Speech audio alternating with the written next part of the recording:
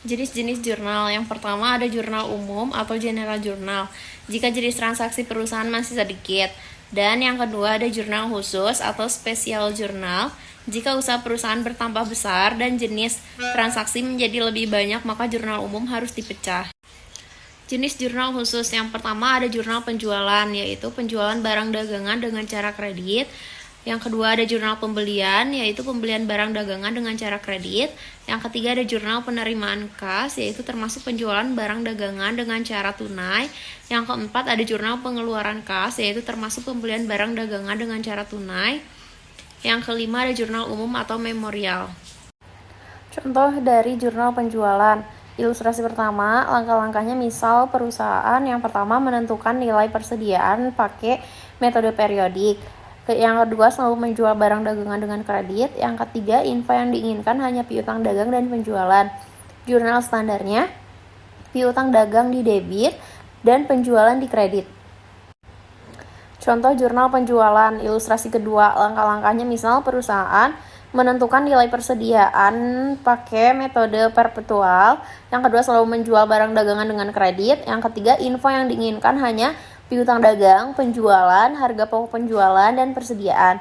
Jurnal standarnya yaitu piutang dagang pada penjualan, harga pokok penjualan pada persediaan barang dagangan.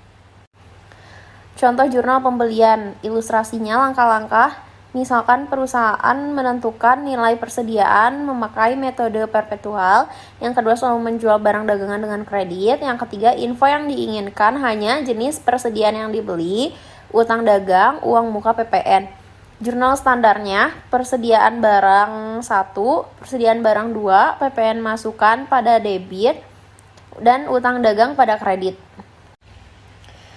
Contoh jurnal penerimaan kas. Ilustrasi langkah-langkahnya, misalkan perusahaan yang pertama, penerimaan yang paling sering dari hasil penagihan piutang. Penerimaan lainnya misalkan dari pinjaman bank, pendapatan bunga, dan setoran modal, dan lain-lain. Yang kedua, potongan penjualan bagi pembeli yang membayar dalam periode diskon atau hampir seluruh dimanfaatkan. Nah, jurnal standarnya, kas, potongan penjualan pada piutang dagang, dan lain-lain kredit.